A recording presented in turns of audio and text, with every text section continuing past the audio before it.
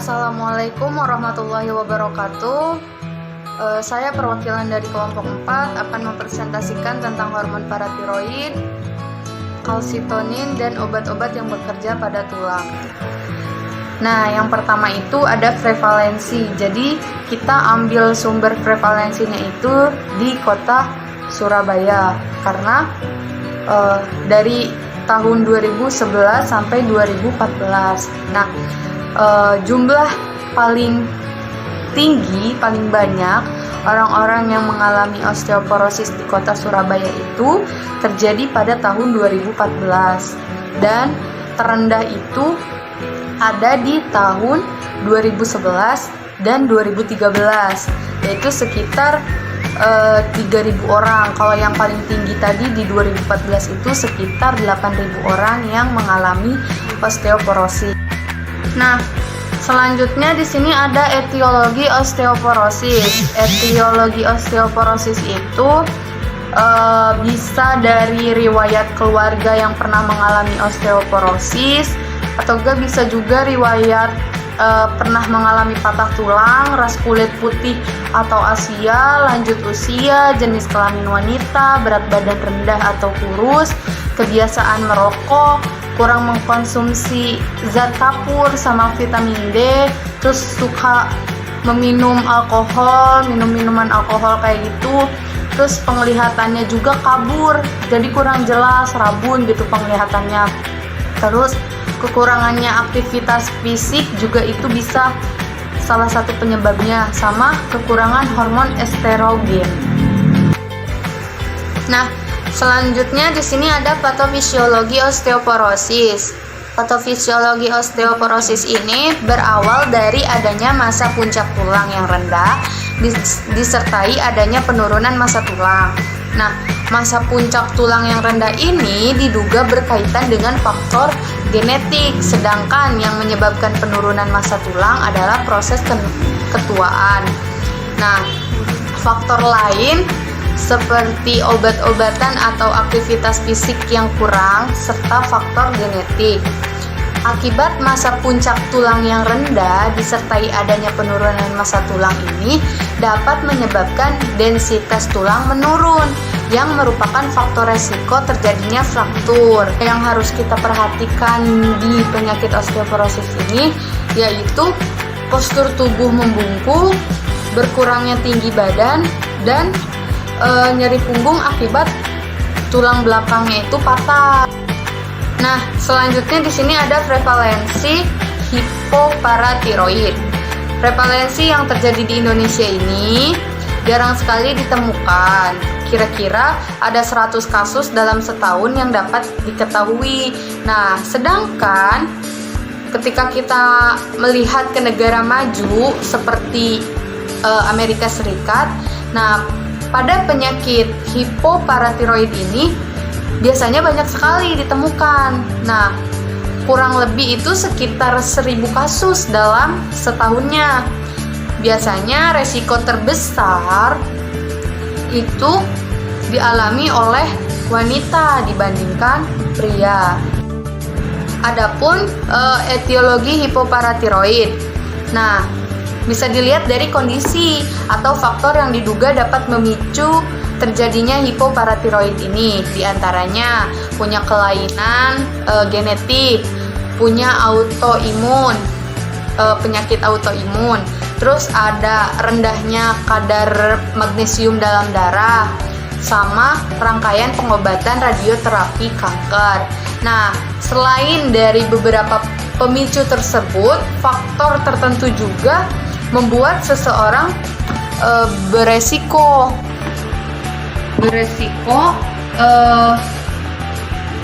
menderita hipoparatiroid. Di antaranya itu ada mempunyai riwayat keluarga yang menderita hipoparatiroid, terus mengalami penyakit autoimun atau penyakit endokrin seperti misal penyakit Addison, sama yang terakhir itu baru menjalani operasi di leher. Nah, setelah ini selanjutnya ada patofisiologi hipoparatiroid. Patofisiologinya ini jadi pengangkatan atau hipofungsi kelenjar paratiroid, dan tidak diketahui sebabnya. Tubuh kekurangan hormon paratiroid PTH. Nah, hormon PTH ini dihasilkan oleh 4 kelenjar paratiroid pada leher di belakang kelenjar tiroid PTH. Nah, tiroid PTH ini berperan penting banget dalam menjaga keseimbangan kalsium dan fosfor yang dilakukan oleh tubuh. Oleh karena itu, PTH rendah, kalsium dan fosfor meningkat. Kelenjar paratiroid mengeluarkan hormon PTH yang bersama dengan vitamin D3 dan kalsitonin mengatur kadar kalsium dalam darah juga. Sekresi terbesar PTH yang dicapai pada kadar ion kalsium itu sebanyak 3,5 mg per dl. Nah, sama si sekresi yang mencapai level basal pada kadar ion kalsium itu 5,5 mg per dl. Nah, PTH ini fungsinya untuk mempercepat penarikan kalsium melalui transfer ion kalsium dari cairan kanalikuli tulang ke dalam oosit. Nah, setelah itu dia keluar ke cairan ekstrasel dan melalui rangsangan osteoklas untuk menyerap tulang yang telah mengalami mineralisasi komplit. Nah, PTH juga dapat meningkatkan penyerapan kalsium dari tubuli distal ginjal sehingga meningkatkan kadar kalsium darah dan menghambat penyerapan fosfat di tubuli proksimal ginjal. Selanjutnya di sini ada gejala hipoparatiroid. Nah, gejala hipoparatiroid yang biasanya dialami oleh masyarakat itu yang pertama, nyeri otot atau kram yang menyerang biasanya di otot bagian wajah, perut, kaki, sama tungkai. Terus yang kedua ada otot yang tegang, biasanya suka ada di area mulut, tenggorokan, sama lengan. Terus yang ketiga itu kalau head itu biasanya kita suka ngerasain rasa nyeri gitu. Nah, itu bisa jadi salah satu gejala dari hipoparatiroid. Yang keempat, depresi atau perubahan suasana hati. Yang selanjutnya ada kulit yang kering dan kuku yang suka rapuh tuh. Memiliki masalah dengan ingatan atau pelupa gitu, pikun. Terus lemah sama kejang-kejang. Nah, ketika gejala hipoparatiroid yang terjadi pada anak-anak itu bisa menimbulkan sakit kepala pada anak, muntah, atau masalah pada gigi, misalnya kayak melemahnya gigi atau pertumbuhan gigi yang buruk. Nah, ketika proses gejala itu yang dialaminya udah lama dalam jangka panjang hipoparatiroid dengan kekurangan kalsium itu bisa menyebabkan kayak katarak, rambut rontok, sama tremor. Prevalensi hiperparatiroidisme. Hiperparatiroidisme ini prevalensi masih sama di Indonesia. Jadi di Indonesia itu kurang lebih ada 1.000 orang setiap tahunnya yang mengalami hiperparatiroidisme. Nah, biasanya yang mengalami itu wanita yang berumur 50 tahun ke atas. Dia itu biasanya mempunyai resiko yang lebih besar, 2 kali lebih dari pria. Nah, sedangkan kita bandingkan di negara maju di Amerika Serikat, itu biasanya terjadi setiap tahunnya itu ada 100.000 orang yang diketahui penyakit hiperparatiroidisme ini. Nah, perbandingan antara wanita sama pria itu sekitar 2:1. Nah, sedangkan pada wanita yang berumur 60 tahun ke atas itu sekitar 2 dari 10.000 orang yang bisa terkena hiperparatiroidisme. Nah, adapun etiologi dari hiperparatiroid itu terbagi menjadi 3 bagian. Ada yang primer, ada yang sekunder, sama yang tersier. Kalau yang primer itu dia itu disebabkan karena adanya tumor jinak, adenoma, atau tumor ganas pada kelenjar paratiroid itu, atau pembesaran pada kelenjar paratiroid itu sendiri. Nah, sedangkan yang kedua itu ada sekunder. Sekunder itu terjadi terjadi saat ada kondisi medis lain yang membuat kadar kalsium itu menjadi rendah, sehingga si kelenjar paratiroidnya itu bekerja sangat aktif nih untuk buat ngegantiin si kalsium yang hilang. Contohnya itu kayak misalkan gagal ginjal kronis. Nah, yang ketiga itu ada tersier. Nah, tersier itu penyebabnya, jadi ketika penyebab dari hiperparatiroid yang sekunder itu telah diatasi, namun pada kondisi hiperparatiroidisme yang di tersier itu kelenjar paratiroidnya tetap menghasilkan si hormon paratiroid secara berlebihan. Jadi akibatnya kadar kalsium dalam darahnya juga tetap tinggi. Selanjutnya kita masuk ke patofisiologi ya. Yang tadi kan ada primer, ada sekunder, sama tersier. Nah, sekarang kita bahas yang patofisiologi hiperparatiroid yang primer dulu. Nah, yang pertama itu akibat dari hiperplasia paratiroid, adenoma atau karsinoma. Yang kedua ada parat hormon yang meningkat menyebabkan resorpsi tulang, ekskresi ginjal menurun, dan absorpsi kalsium oleh usus juga meningkat. Dan yang terakhir itu ada perubahan pada tulang atau osteitis fibrosa cystica. Terus ada juga kalsifikasi kornea. Terus yang terakhir itu nefrolithiasis. Nah, di hiperparatiroidisme itu didiagnosis ketika tes itu menunjukkan tingginya level kalsium dalam darah yang disebabkan tingginya kadar hormon paratiroid. Penyakit lain juga bisa menyebabkan tinggi kadar kalsium dalam darah, tapi hanya hiperparatiroidisme yang menaikkan kadar kalsium karena terlalu banyak hormon paratiroidnya. Selanjutnya yang patofisiologi yang sekunder. Jadi pada produksi hormon paratiroid yang berlebih disertai dengan gagal ginjal dapat menyebabkan berbagai macam penyakit tulang. Penyakit tulang yang biasanya sering terjadi itu osteitis fibrosa cystica. Jadi suatu penyakit meningkatnya resorpsi tulang karena peningkatan kadar hormon paratiroid. Terus juga penyakit tulang lainnya juga bisa sering terjadi pada pasien, tapi terjadinya itu nggak secara langsung kayak gitu. Nah, selanjutnya ada patofisiologi hiperparatiroid tersier.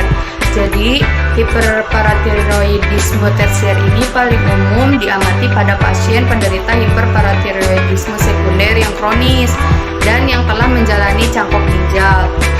Kelenjar hiperparatiroid paratiroid gagal kembali menjadi yang normal dan terus mengeluarkan hormon paratiroid berlebih. Meskipun kadar si cairan kalsium masih dalam level normal atau bahkan suka berada di atas batas normal. Pada kasus ini, kelenjar hipertrofid menjadi autonomi dan menyebabkan hiperkalsemia. Bahkan setelah penekanan kadar kalsium dan terapi kalsitriol. Pada penyakit tipe ketiga ini sangat berbahaya sekali karena si kadar fosfatnya itu sering naik.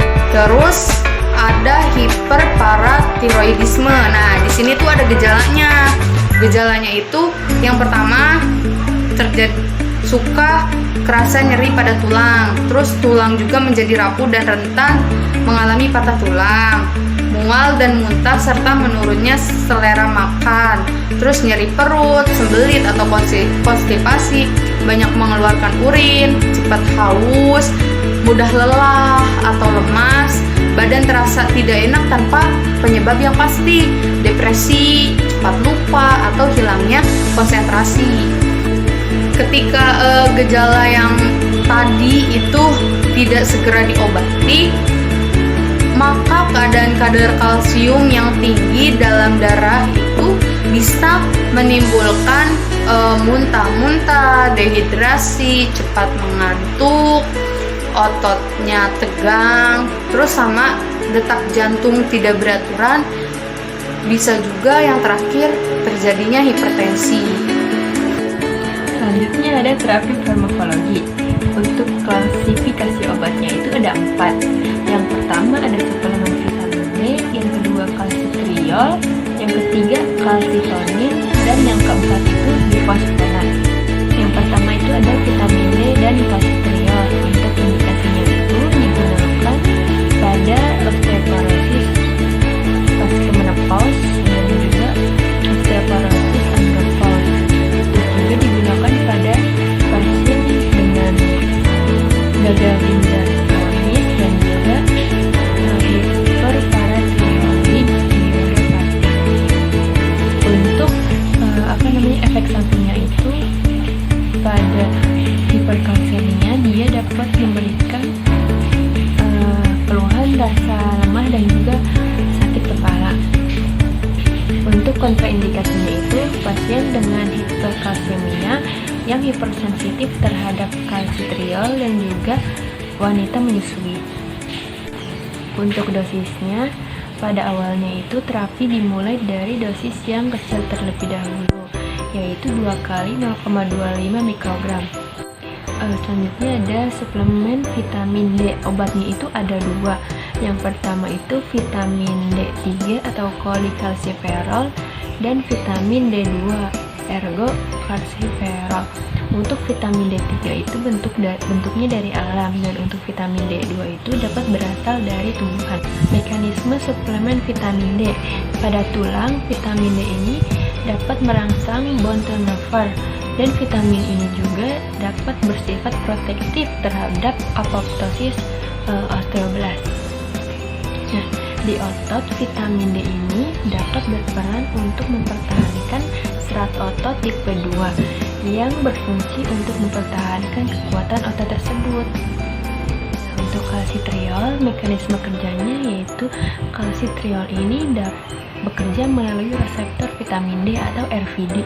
Nah, RVD ini merupakan reseptor yang dapat mengontrol metabolisme kalsium. Nah, selanjutnya efek farmakodinamik pada kalsitriol.